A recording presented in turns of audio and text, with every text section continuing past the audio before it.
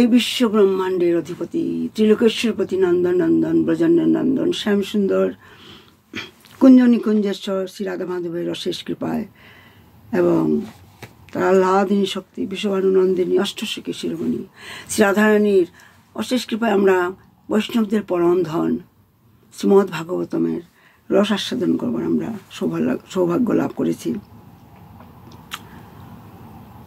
নমো পঙ্কজ নেত্রায় নমো পঙ্কজ মালিনে নমো পঙ্কজ নেত্রায় নমস্তে পঙ্কজাঙ্গয়ে তমাদিদেবং করুণানিধানং তমালবর্ণং সহিতা বতরো অপারো সংসার সমুদ্র সেতুং ভজামহে ভাগবত স্বরূপম। প্রথমে আমি নিত্যলীলা প্রবিষ্ট জয়ং বিষ্ণুপাদ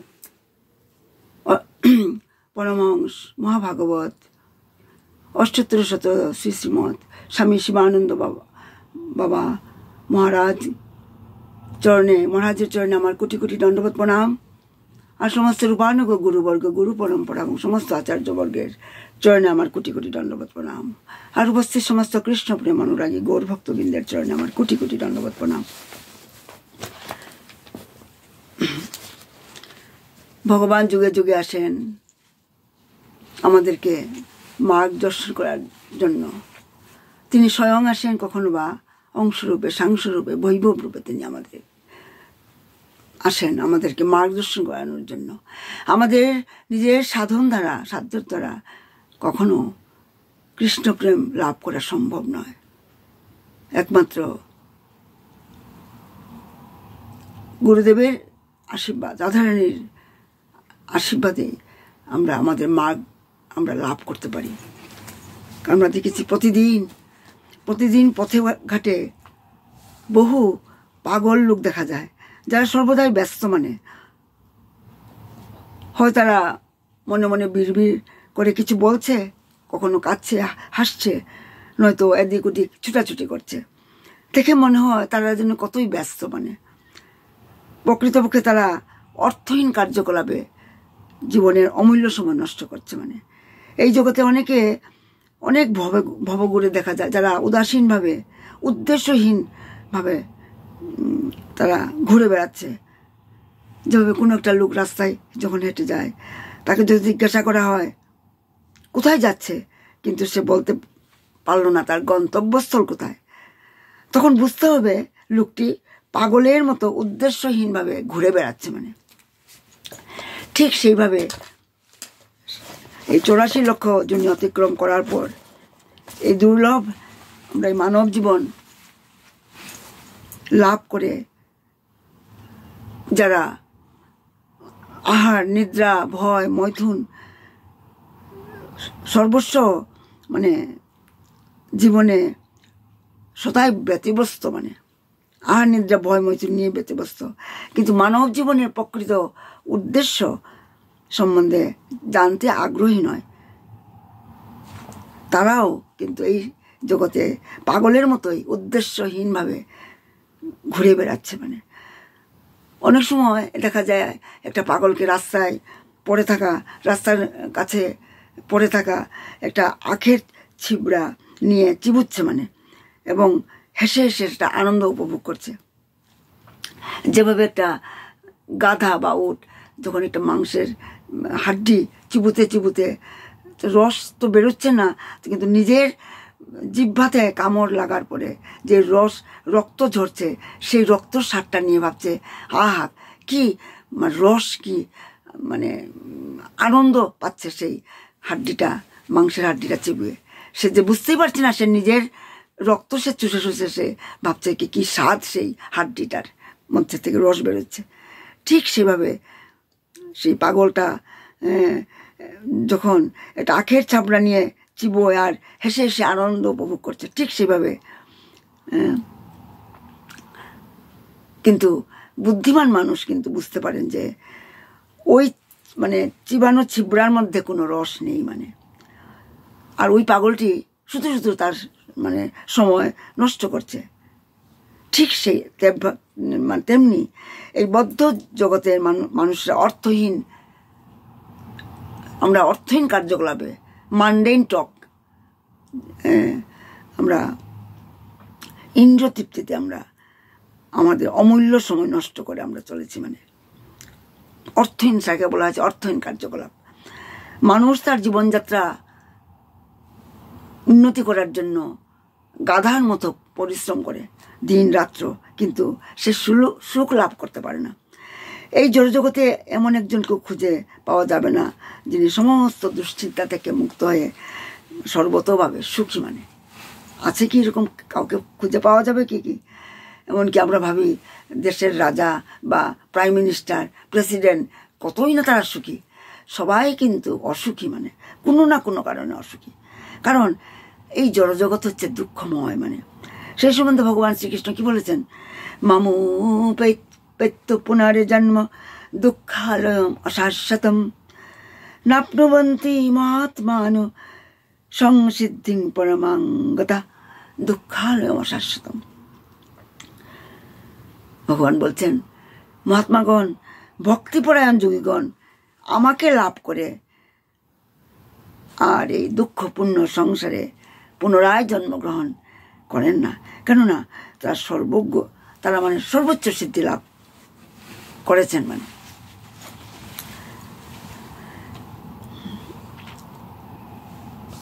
আমরা দেখতে পাচ্ছি যে এই শ্লোকটাই মাত্র পড়লাম, সেটা থেকে আমরা জানতে পারছি এই জড়জগৎ হচ্ছে দুঃখময়, দুঃখালয়ম অশাশ্বতম এবং অনিত্য। যারা ভক্তিযোগ অবলম্বন করে সিদ্ধিপ্রাপ্ত হয়ে চিন্ময় জগতে ভগবান শ্রীকৃষ্ণের সান্নিধ্যে ফিরে গেছেন, তারা এই জড়জগতে আর ফিরে আসেন না। মানে জন্ম মৃত্যুর চক্রে বারবার তারা ভ্রমণ করেন না। তার জন্ম মৃত্যুর বন্ধন থেকে তারা মুক্তি লাভ করেছেন। কারণ এই জড়জগতে উপভোগ করার মতো কিছুই নেই। সবই তো চর্বিত বস্তুকে চর্বণ করা ছাড়া আর কিছু নয়।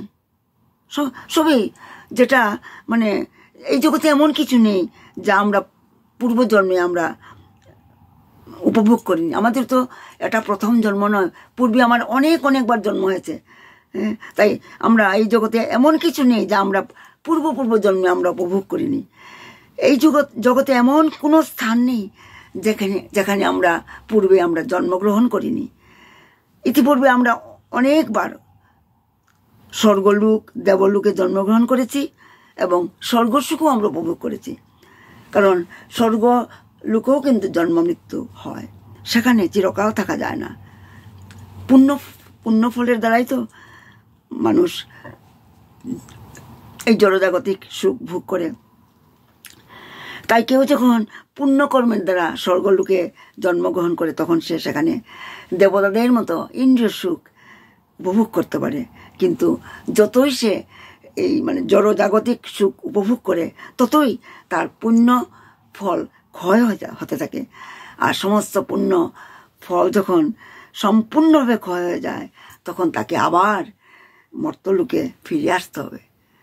কারণ স্বর্গের দেবতাদেরই হোক, ব্রহ্মারই হোক, সবারই আবার এই মর্তলোকে জন্মগ্রহণ করতে হবে পুণ্যের ফল শেষ হয়ে যাওয়ার পর। তাই তো আমরা দেখছি পাপ এবং পুণ্য দুটি মানে অস্থায়ী। মানে ঠিক যেমন দিনের পর রাত, আবার রাতের পর দিন। এই জড়জগতে এমন কোনো উৎকৃষ্ট বস্তু নেই যার ফলে আমরা মানে চির আনন্দ মানে সুখ ভোগ লাভ করতে পারি।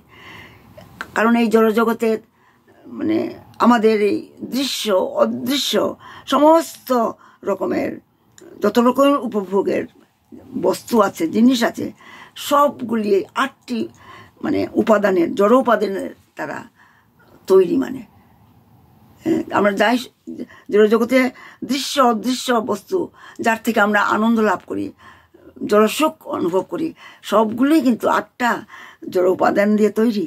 সেই সম্বন্ধে ভগবান শ্রীকৃষ্ণ কি বলেছেন? ভূমিরাপোহনলো বায়ু খং মনো বুদ্ধিরেব চ অহংকারো ইতয়ং মে ভিন্না প্রকৃত প্রকৃতর অষ্টধা, মানে অষ্টধা। এই যে জড়জগতের যে দৃশ্য অদৃশ্য বস্তুগুলি, যার থেকে আমরা আনন্দ উপভোগ করি, এগুলি মাটি, জল, অগ্নি, বায়ু, আকাশ, মন, বুদ্ধি, অহংকার, এই 8 প্রকার বস্তুর দ্বারা মানে তো বিভক্ত হ্যাঁ। তাই আমরা দেখছি ভগবানের দুটি মানে শ্রীকৃষ্ণের 2টা প্রকৃতি, পরা প্রকৃতি এবং অপরা প্রকৃতি। পরা প্রকৃতি কি? পরা প্রকৃতি হচ্ছে চিন্ময় জগৎ, চিন্ময় জগৎ। আর অপরা মানে জড়া প্রকৃতি হচ্ছে এই জড় জগৎ যেখানে আমরা এখন বসবাস করছি। আর এই জড়া প্রকৃতি হচ্ছে পরা প্রকৃতির মানে মানে বিকৃত প্রতিফলন, বিকৃত প্রতিফলন। আর প্রতিফলন কখনো মূল বস্তু হতে পারে না, প্রতিফলন কখনো মূল বস্তু হতে পারে না।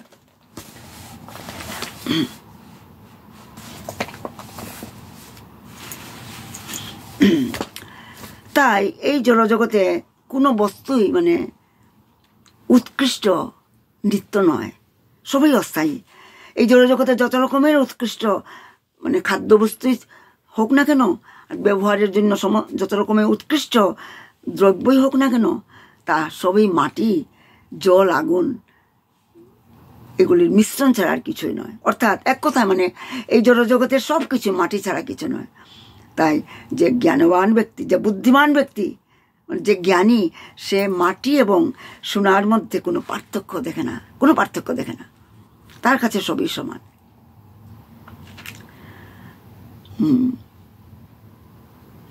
আমার ছোট্ট একটা ঘটনা মনে পড়ছে, অনেকদিন আগে আমি পড়েছিলাম, আমি গুরুদেবের মুখে শুনেছিলাম বোধহয়। এক ব্যক্তি বর্ধমানে থাকতো, সে শিব উপাসক ছিল, সে খুবই গরিব ছিল, তার আর মেয়ে বড় হয়েছে, বিয়ে দেবারও পয়সা নেই। সে মনে মনে খুব দুঃখ। তারপর একদিন খুব ভজন করছে, সাধন করছে, ভগবান শিব স্বপ্নে সে আদেশ দিলেন। সেই ব্রাহ্মণ ছিল, বিপ্র ছিল, খুবই ধার্মিক ছিল। বলছে কি, স্বপ্নে আদেশ দিল যে তুমি বৃন্দাবনে যাও, সেখানে সনাতন গোস্বামীর সঙ্গে গিয়ে সাক্ষাৎ করো। তখন সেই ব্রাহ্মণ, সেই তুমি যা খুঁজছ, ভগবান শিব স্বপ্নে আদেশটাই বলেছিলেন তুমি যার জন্য দুঃখ করছো তুমি সেখানে গেলে পাবে। তারপর সেই ব্যক্তি, সেই ব্রাহ্মণ বিপ্র বৃন্দাবনে এসে খুঁজে খুঁজে সনাতন গোস্বামীকে বের করলেন এবং গিয়ে তিনি দেখছেন, কুটিরে গিয়ে দেখলেন সনাতন গোস্বামী জপ করছেন, সাধন করছেন। কারণ সনাতন সরগোস্বামীরা তো আমরা আগেই বলেছি, এগুলি চৈতন্য চরিতামৃতে আলোচনা হয়েছে, তারা 24 ঘন্টার মধ্যে মাত্র 2.5 ঘন্টা তারা ঘুমতো, 2.5 ঘন্টা ঘুমতো, আর বাকি 22 ঘন্টা তারা শাস্ত্র রচনা করতো আর ধ্যান করতো, জপ করতো। তাই সেই ব্রাহ্মণ বিপ্রকে দেখলো সনাতন গোস্বামী ধ্যানে মগ্ন, জপ করছেন, নিরন্তর জপ করে যাচ্ছেন। একটু পরে সনাতন গোস্বামী জিজ্ঞাসা করলেন, চোখ খুলে জিজ্ঞাসা করলেন, আরে বিপ্র, আপনি কোথা থেকে এসছেন, কেন এসছেন? তখন বিপ্র, সেই ব্রাহ্মণ সব কিছু বললেন। আমি স্বপ্নাদিষ্ট হয়েছি, ভগবান শিব আমাকে আপনার কাছে আসতে বললেন। আমি আমার টাকা পয়সার খুবই অভাব, আমি শিবভক্ত, কিন্তু আমাকে ভগবান শিব আদিষ্ট করেছেন যে আপনার কাছে আসতে, আপনার কাছে এলে আমি সেই ধন পাবো। তখন কি জানি সেই সনাতন গোস্বামী তাকে বললেন, ওই যে কোনায় যে একটা আছে, ঝুড়ি পড়ে আছে, ওটা উঠাও, দেখতে পাবে, এটা পাবে তুমি একটা জিনিস, সেটা তুমি পেলে তোমার সমস্ত দুঃখ, কষ্ট, অর্থ অভাব তোমার মেয়ে বিয়ে দিতে পারবে, যাও, সেটা তুমি নিয়ে যাও। তারপরে সেই বিপ্র আর সেটা একটা নোংরা জায়গায় পড়ে আছে, কুটিরের এক কোণে যেখানে নোংরা জমা ছিল সেখানে পড়ে আছে। গিয়ে ব্রাহ্মণ বিপ্র সেটা হাতে নিয়ে দেখলে, আরে পরশ পাথর যেটার। তখন সনাতন গোস্বামী বলল, এটা তোমার কাজে লাগবে, তুমি যেখানে ঠেকাবে সব সোনা হয়ে যাবে, অনেক অর্থের মালিক হবে, সমস্ত দুঃখ কষ্ট চলে যাবে। তখন সেই ব্রাহ্মণ বিপ্র খুব খুশি মনে মনে। তখন সেটা নিয়ে প্রণাম জানিয়ে সে বাড়ির উদ্দেশ্যে বেরিয়ে পড়লো।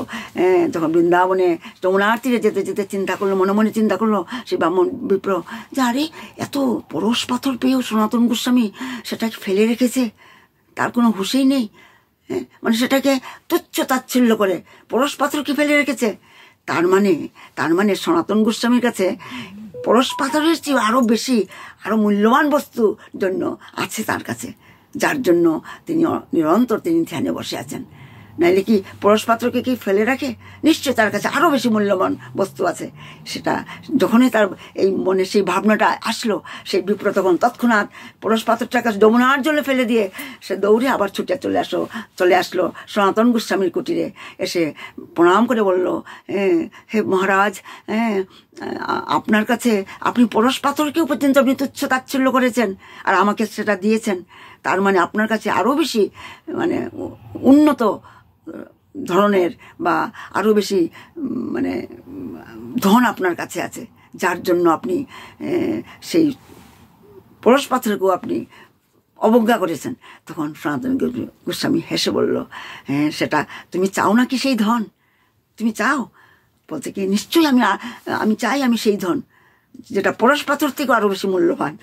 তখন সনাতন গোস্বামী তাকে কৃষ্ণ নামে দীক্ষিত করলো, কৃষ্ণ নাম করতে বললো, ভক্তি মার্গে প্রবেশ করতে বললো। তারপর যখন সেই বিপ্র যখন বাড়ি ফিরে এলো, এসে তার মন এত চিত্ত শান্ত হয়ে গেল, মানে শান্ত হয়ে গেল। তাই আমরা এটার থেকে এটাই শিখতে পারছি যে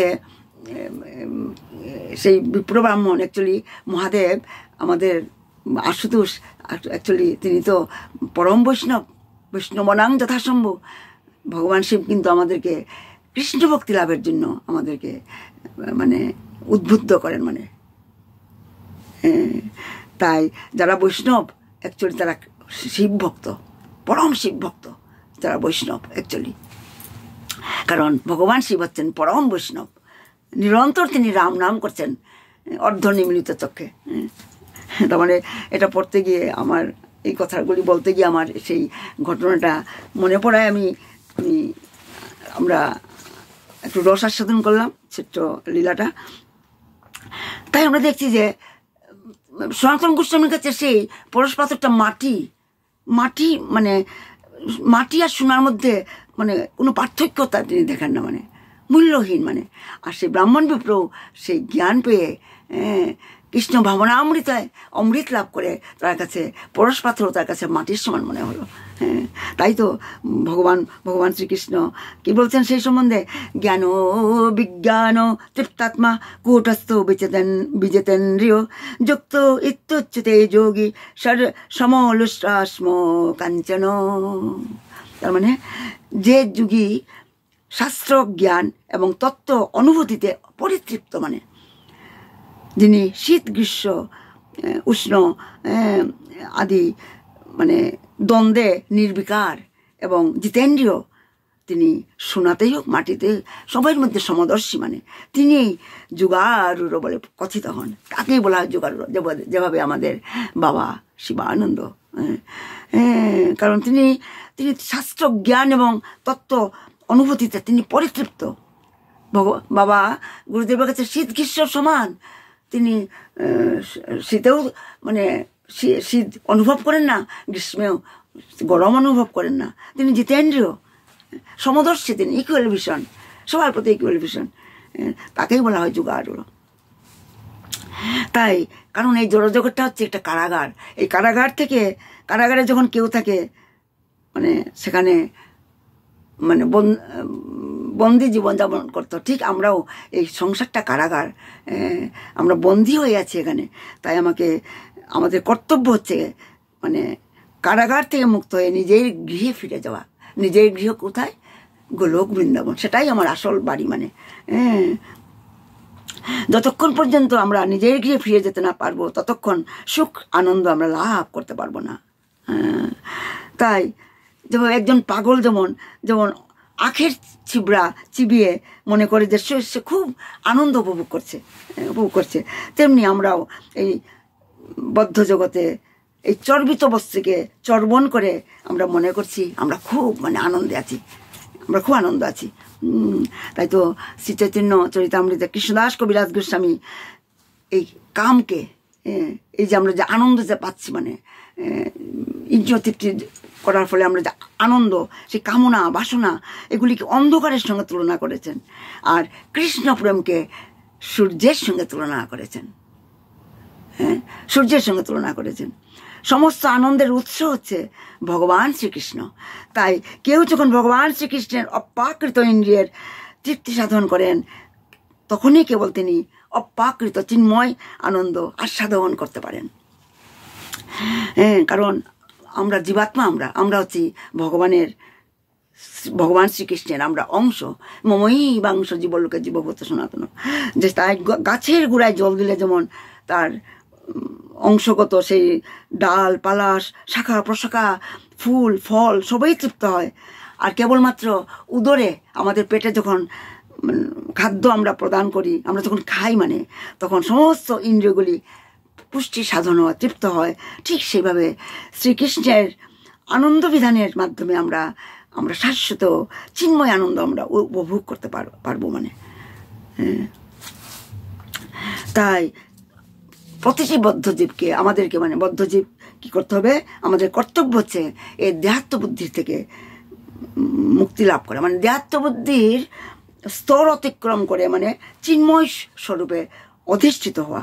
এটা আমাদের কর্তব্য। কারণ আমরা দেহাত্ম বুদ্ধির ফলে জীব তার আমাদের এই শরীরটাকে আমরা নিজের স্বরূপ বলে আমরা মনে করি, তাই না? কারণ নিজের স্বরূপ বলে মনে করা আমরা এই দেহাত্ম বুদ্ধির দ্বারা আমরা ভাবি নিজেকে, আমরা ভাবি একজন আমেরিকান, একজন ভারতীয়, একজন হিন্দু, একজন কি বলা হয় মুসলমান, একজন নিজেকে আমি পিতা মাতা, যেমন রাজা মন্ত্রী ডাক্তার ইঞ্জিনিয়ার স্ত্রী পুরুষ কুকুর বেড়াল, এটাতেই আমরা পরিচয় দিই আমরা, তাই না? এটা হচ্ছে দেহাত্ম বুদ্ধির। প্রকৃতপক্ষে চিন্ময় স্বরূপে আমরা প্রত্যেকটা জীব হচ্ছে শ্রীকৃষ্ণের নিত্য দাস। আর সেটা আমরা দেহাত্মবুদ্ধি স্তর অতিক্রম করতে না পারলে আমরা যে শ্রীকৃষ্ণের নিত্য দাস তা আমরা উপলব্ধি করতে পারবো না। তাই তো বেদান্ত সূত্রে তাই বলা হয়েছে অথাত ব্রহ্ম জিজ্ঞাসা। মানব জীবন লাভের উদ্দেশ্যই হচ্ছে এই 84 লাখ জনই পার হয়ে যে আমি যে মানব জন্ম পেয়েছি, এই জন্মের মনুষ্য জন্মের একটাই উদ্দেশ্য, সেটা হচ্ছে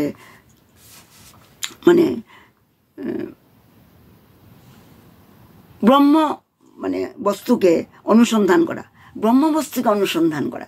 তার মানে কি? তার মানে হচ্ছে আমাকে জানতে হবে আমি কে, ভগবানের সঙ্গে আমার কি সম্পর্ক, আমি কেনই জড়জগতে আমি পতিত হয়েছি, এবং চিৎ জগতে কিভাবে ফিরে যাওয়া যায়। এইগুলি হচ্ছে জিজ্ঞাসা, ব্রহ্ম জিজ্ঞাসা। এই অনুসন্ধানকে বলা হয় ব্রহ্ম জিজ্ঞাসা। আর যতক্ষণ পর্যন্ত আমরা ব্রহ্ম জিজ্ঞাসার উদয় না হচ্ছে আমাদের, ততক্ষণ পর্যন্ত আমাদেরকে এই জড়জগতে আবদ্ধ হয়ে থাকতে হবে। এই কারাগারে আমাদেরকে থাকতেই হবে। আর আমরা কিভাবে সেই কারাগার থেকে মুক্ত হতে পারবো? দেহাত্ম বুদ্ধির থেকে এবং কেবলমাত্র সাধু সঙ্গের ফলে এই ব্রহ্ম জিজ্ঞাসার উদয় হয় আমাদের মনের মধ্যে। তাই তো ভগবত ভক্তির মহিমা বর্ণনা করার সময় মাতা দেবাহুতিকে উদ্দেশ্যে ভগবান কপিলদেব, যে ভগবান শ্রী স্বয়ং তিনি কপিলদেব হয়ে দেবাহুতি এবং কর্দমমুনির সন্তান হয়ে জন্ম করেছিলেন ভগবান শ্রীকৃষ্ণ কপিলদেব হয়ে। তিনি তার মাকে ভক্তি মার্গের কথা বলেছিলেন, ভগবত ভক্তির মহিমা সম্বন্ধে বর্ণনা করেছিলেন এবং বলেছিলেন সত্যং প্রসঙ্গাত মম বীর্য সংবিদ ভবন্তি রীতি কর্ণর সায়না কথা তজ্জোষণাদাস্য অপবর্গ বর্তন্তি শ্রদ্ধারতি ভক্তির অনুক্রমিষ্যতি। তার মানে শুদ্ধ ভক্তদের সঙ্গে মাকে তিনি বলছেন ভক্তি ভগবত ভক্তির মহিমা বর্ণনা করে তিনি বলছেন, মাকে বলছেন, শুদ্ধ ভক্তদের সঙ্গে পরমেশ্বর ভগবানের লীলা বিলাস এবং কার্যকলাপের আলোচনা কি করে আমাদের হৃদয়ে এবং কর্ণের প্রীতি উৎপাদন করে এবং সন্তুষ্টি বিধান করে। এই প্রকার জ্ঞানের আলোচনার ফলে ধীরে ধীরে মুক্তির পথে অগ্রসর হওয়া যায়। এভাবেই মুক্ত হওয়ার পর যথাক্রমে আমাদের কি হবে, শ্রদ্ধা, আমাদের এই স্টেজগুলি আমাদের আসবে।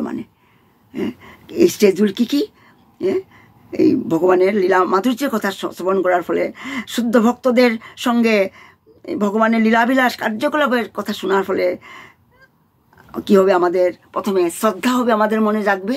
শ্রদ্ধা যখন ম্যাচিউর্ড হবে, আস্তে আস্তে সাধুসঙ্গ করার ইচ্ছা হবে। সাধুসঙ্গ যে ম্যাচিউর্ড হয়ে গেলে ভজনক্রিয়া আসবে। ভজনক্রিয়া যখন ম্যাচিউর্ড হবে, তখন আমাদের অনর্থ নিবৃত্তি হবে। তারপর অনর্থ যখন নিবৃত্তি হয়ে যাবে, হৃদয় আস্তে আস্তে নির্মল হবে, তখন আমার নামে, কথায়, শ্রবণে আমার নিষ্ঠা আসবে, রুচি আসবে। রুচি গাঢ় হলে আসক্তি আসবে। আসক্তি যখন গাঢ় হয়ে যাবে, তখন মনে ভাব আসবে। আর ভাব যখন গাঢ় হবে, তখনই সেই লাস্ট স্টেজ যেটা বলা হয় প্রেম, কৃষ্ণ প্রেম উদিত হবে মনে। তাই এইগুলি এই দেবাহুতি তার মাকে, দেবাহুতিকে তার পুত্র ভগবান স্বয়ং যিনি কপিল দেব হয়ে এসেছেন, তিনি ভগবত ভক্তি মহিমার কথা তিনি বর্ণনা করছিলেন।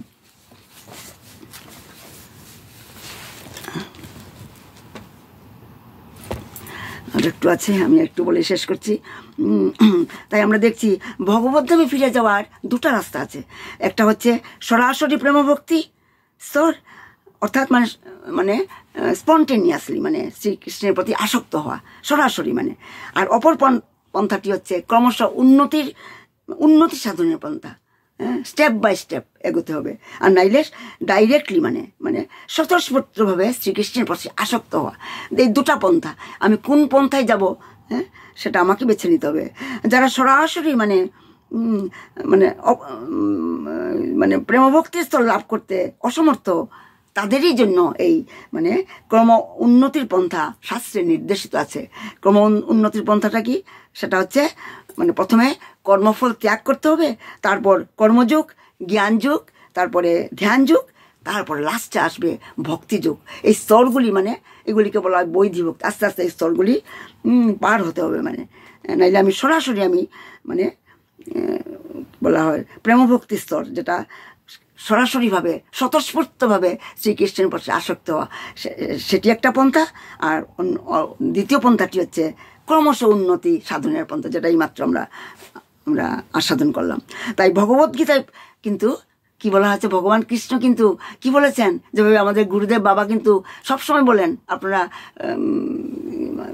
নিশ্চয়ই আপনারা জানেন, আমাদেরকে বাবা কিন্তু সরাসরি ভক্তিযুগে যেতে বলেন সবসময়। আর ভগবদ্গীতাতেও প্রত্যক্ষ পন্থাটির উপর জোর দেওয়া হয়েছে, যাতে সকলেই ভক্তিযুগের পন্থা অবলম্বন করে এই জন্মেই, একটা জন্মেই আমরা ভগবত ধামে ফিরে যেতে পারি।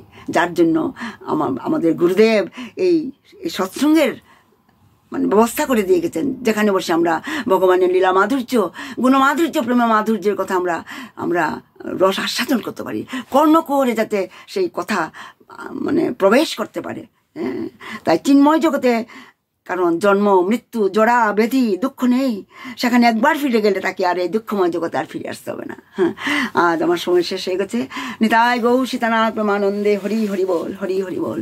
জয় শিবানন্দ বাবাকে জয়, খেতুরি ধাম কি জয়, নরোত্তম দাস ঠাকুর কি জয়। অক্রুধ পরমানন্দ নিত্যানন্দ রায়, অভিমানু শূন্য নিতাই নগরে বেড়ায়, অধম পতিত জীবের দ্বারে দ্বারে গিয়া, হরি নাম মহামন্ত্র দেন বিলাইয়া। জয় রাধে, জয় রাধে, জয় রাধে, জয় রাধে, জয় কৃষ্ণ, জয় কৃষ্ণ, জয় কৃষ্ণ, জয় কৃষ্ণ। নিতাই গৌর হরি বল, হরি বল, হরি বল হরি বল। প্রণাম সবাইকে, প্রণাম। আমার ভুল ত্রুটি মার্জনা করবেন। আজকে আমি 2-3 মিনিট বেশি বলে ফেলেছি, আমাকে মাফ করবেন। প্রণাম সবাইকে, প্রণাম।